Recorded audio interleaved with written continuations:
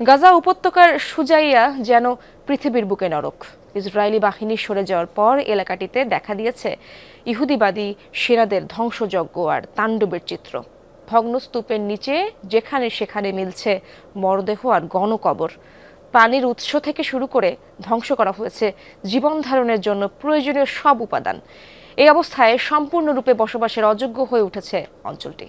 Shea butter, aloe vera ও vitamin E সমৃদ্ধ lily beauty soap. যেন রূপকথার গল্পের কোনো ভুতুরে নগরী। গাজার উত্তরাঞ্চলীয় এলাকা সুজায়ার চিত্র এটি। সব দিকেই ধ্বংসযজ্ঞের এমন ভয়াবহতা।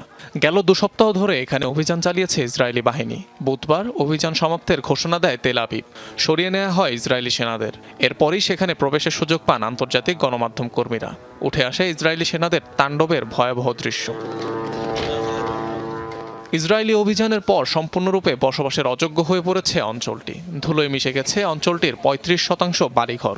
থাকার অযোগ্য হয়ে পড়েছে 85% আবাসিক স্থাপনা। বিশাল ধ্বংসস্তূপের নিচ থেকে মিলছে দেহাবশেষ। এখন পর্যন্ত উদ্ধার করা হয়েছে 60 জনের মরদেহ। শঙ্কা, ভগ্নস্তূপের নিচে এখনও চাপা পড়ে আছেন অনেকে। চলছে উদ্ধার অভিযান। অভিযানের সময় পালিয়ে যাওয়াদের অনেকেই ফিরে এসেছেন আগের ঠিকানায়। খোঁজ করছেন প্রিয়জনের। মাথা গোঁজার স্থানটুকু মিলবে কিনা তা নিয়ে সংশয়ে পড়েছেন বেঁচে যাওয়া বাসিন্দারা। আমার 4 তলা বাড়ি ছিল, এখন সেখানে প্রবেশ করতে পারছি না। সবই ধ্বংসস্তূপে মিশে গেছে। সাথে করে কিছুই নিতে পারিনি। খাওয়ার জন্যও কিছু নেই। কোথায় যাব, কার কাছেই বা যাব? আর কিছুই বাকি রইল না। তার চেয়ে বরং নিউক্লিয়ার বোমা দিয়ে তারা সব শেষ করে দিক, আমাদের মুক্তি দিক। তারা আমাদের উপর মিসাইল দিয়ে হামলা করেছে। অনেকেই মারা গেছে, আবার অনেকেই আমাদের মতো পালিয়ে গেছে। যারা বাড়িঘর ছেড়ে বের হননি তারা তাদের বাসস্থানের সাথেই মাটিতে মিশে গেছে।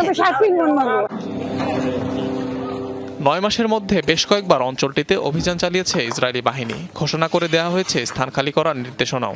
এমনকি নির্ধারণ করে দেওয়া হয় পালানোর পথও। কিন্তু পলায়নরত সেই ফিলিস্তিনিদের ওপরই চলেছে নেতানিয়াহু বাহিনীর হামলা। বাস্তুচ্যুত হয়ে ঘুরছেন অঞ্চলটির প্রায় 1.25 লাখ বাসিন্দা। অভিযানের পর উপত্যকার তাল আল হাওয়া এবং আলসিনাতেও দেখা গেছে একই চিত্র। যদিও আইডিএফের দাবি হামাসের অবস্থান লক্ষ্য করে চালানো হয়েছে হামলা। কয়েকজন হামাস সদস্যকে নিশ্চিহ্ন করা সহ দাবি করা হয়েছে অন্তত 8টি টানেল ধ্বংসের। অনিক রহমান, যমুনা নিউজ।